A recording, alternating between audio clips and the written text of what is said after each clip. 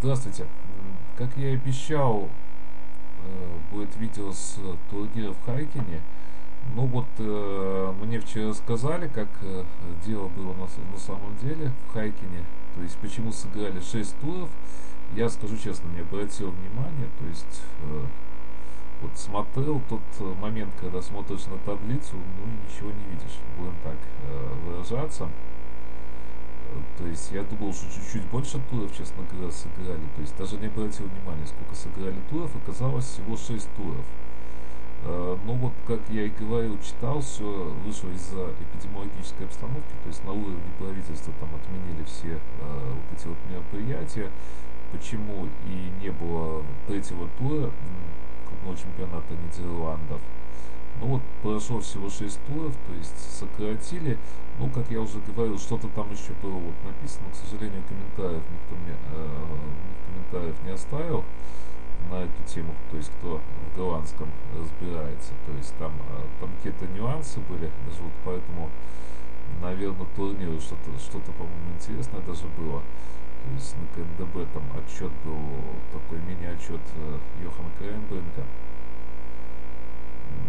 Давайте, ладно, я тогда на этом рассказ, собственно говоря, закончу и чисто вот к практической точки зрения, к практической игре перейдем. Вот, позиция была 39-33, 16-21 здесь пошел Александр Полякин. Александр Полякин это во втором туре играл черными с Эдом Ден Хоном, да. Вот очень интересную комбинацию показали на турной базе. Почему я говорю, что интересно есть фрагменты, очень интересно такой вроде бы стандартная комбинация, но я, честно говоря, не уверен, что в партии, то есть можно заметить ее сразу. И неоднозначно, что вот, особенно в Блиц, то есть, что провели эту комбинацию. Мне просто надо знать. Но многие возразят, но я вот думаю, что надо просто ее знать, эту комбинацию. То есть, если был ход 18-22, Александр Полякин по-другому пошел, то была бы комбинация такая 24-19, 23-19, ну вот красивый такой удар. Этот удар мог быть в партии, но Александр Полякин, естественно, не ошибся. Он занял первое место, напоминаю, в этом турнире. И давайте посмотрим полностью партию. Есть еще идея достаточно хорошая, я вам ее покажу здесь. Вот, видите, голландцы так смело достаточно играют, но тут момент такой, конечно, есть определенные, то есть наработки по дебютам, есть люди, то есть играют определенные дебюты, смотрят, тем более сейчас вот эти базы есть, турной базы, тем более вот этот сайт очень хороший по партиям, конечно, есть супер сайт. Голландцы насчет этого вот молодцы абсолютно. Ну, вот это такой дебют здесь, 16. Конечно, здесь всегда можно походить вот этим ходом, то есть идея какая, 5-10, наверное. Так и было в партии, кстати, 47-41. Может, если сюда, допустим, то 6, и здесь опять напасть. То есть все одинаково, в принципе. Ой, я не туда, я извиняюсь, не туда совершенно отдал. Наверное, 6-11, ничего нового здесь не было бы, вот 6-11 тоже. То есть к партии бы свелось. Но вот эта вот постоянная идея стоит здесь чуть-чуть по-другому. 6-11, ну может 6-11 и правильный ход. Вот Александр Полякин 11-16 ходит, то есть не бьет он здесь на 22 нигде. И шашка вот, может, кстати, задумка и достаточно хорошая, почему шашка первая, единица, она остается на своем поле, то есть и она может выводиться на 18, то есть, ну вот задумка Александра Полякина, я считаю, что хорошая. Но вот опять чуть-чуть противоречит тому, что я сказал, конечно, 1-6 сразу. 1-6. Может быть, конечно, вот, может быть, если так вот пошли, то 5-10, но я думаю, что, может, не захотели именно вот из-за этого хода. То есть здесь вот этот вот размен стоит, если куда-то ходить, ну, 8-12 нельзя ходить, потому что вот это будет 4-30, то есть 7-12 может вот этот быть выпад. Может выпад быть, и может вот он и не нравился как раз то Александру Полякину. Ну, есть такие, конечно, ходы 12, потом 2-7 и так далее. Позиция-то, конечно, интересная была бы, но может что-то не нравилось. То есть такой момент 46-41. Ну вот опять 33-28, кстати, было. Наверное, 7-11 было бы, да, давайте посмотрим. 7-11, и уже вот это вот вторжение, то есть можно было играть как-то эту позицию.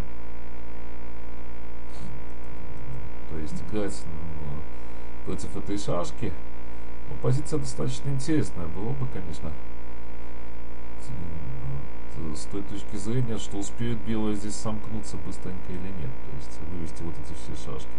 46-ю сюда, то есть 39-ю и так далее. 7-12, ну вот такая вот позиция была.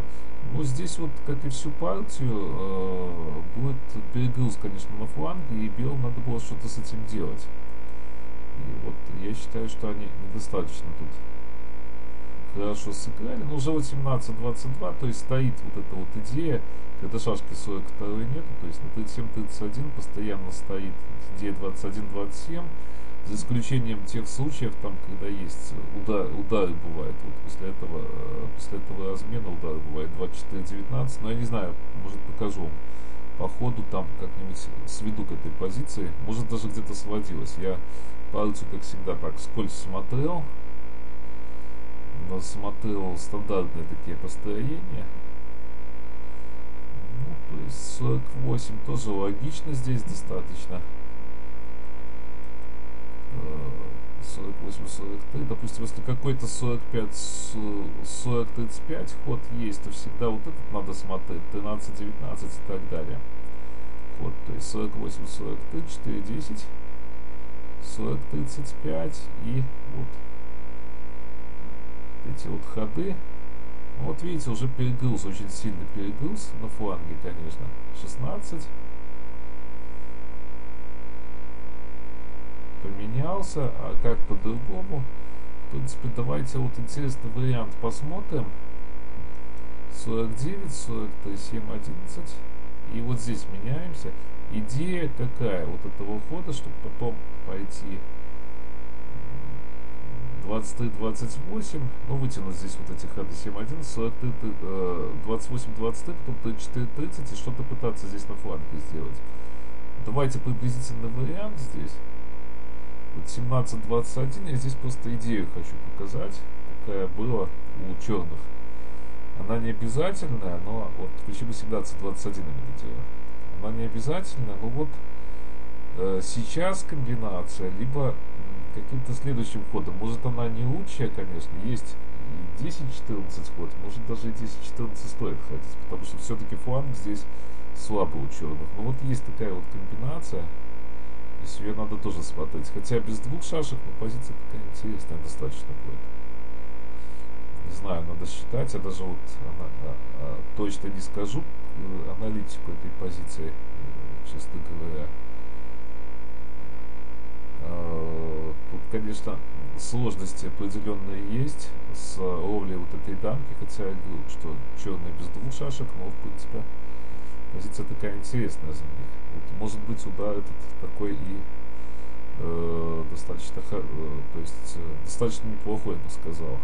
Потому что без двух шашек я все-таки боюсь. Вот, да, я с чисто практической точки зрения всегда говорю.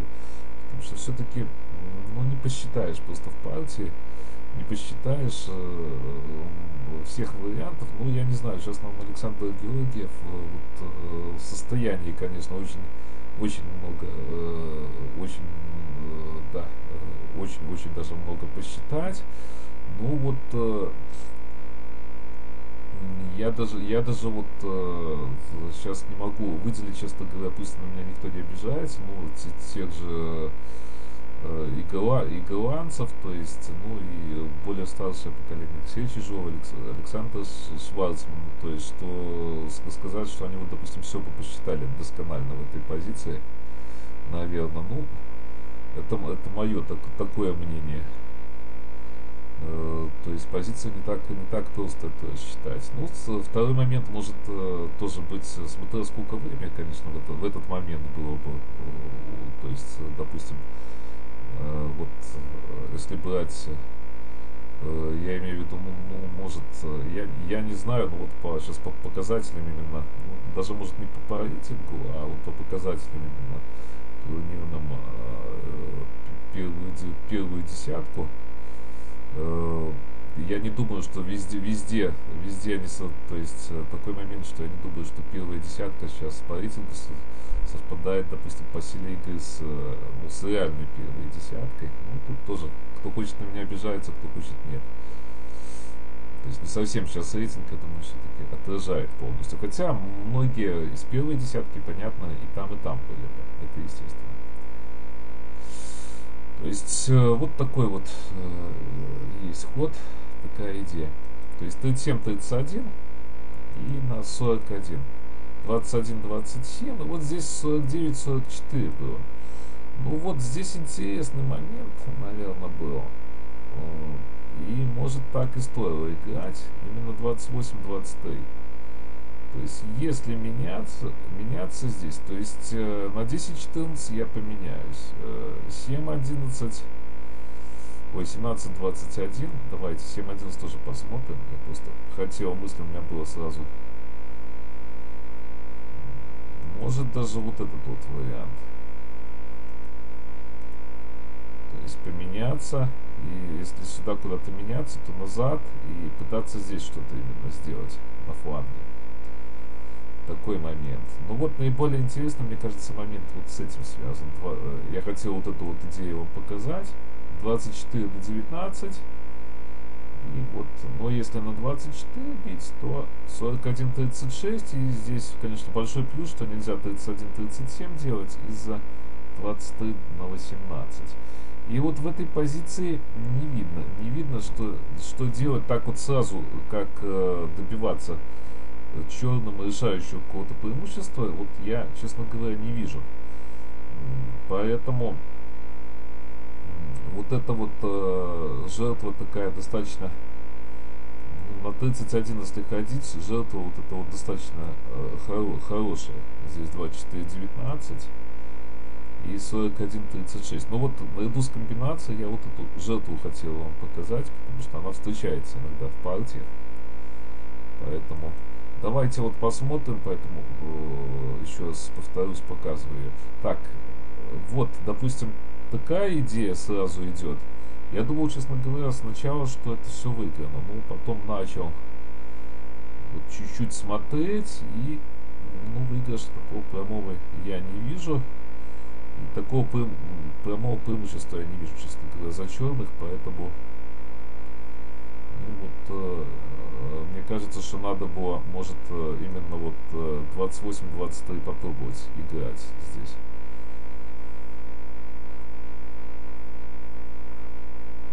Так, ну вот, может, все-таки 17-21. Давайте еще чуть-чуть задержу тут репортаж на 30.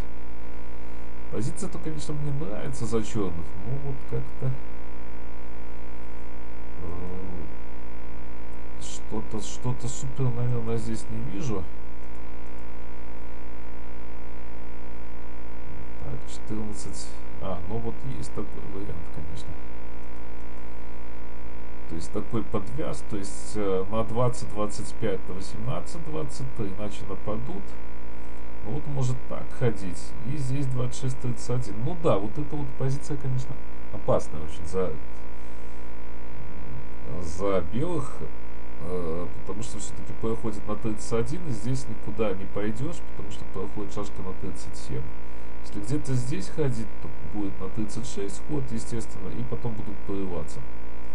Ну да, вот может вот этот вот вариант тогда какой-то есть.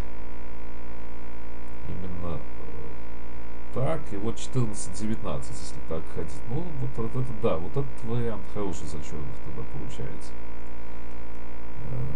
Прав, не прав я с 28-23, вот по крайней мере вот нашел вот этот вот вариант, вот это окончание варианта, то есть по идее, тут тоже плохо у белых. То есть 49-44 на 31, и вот уже явно ну, то есть надо меняться, и явно уже фиксируется вот эта группировка без разменов, без ничего. То есть если только будет какой-то, ну, я бы сказал, форс-мажор, то есть в результате чего тут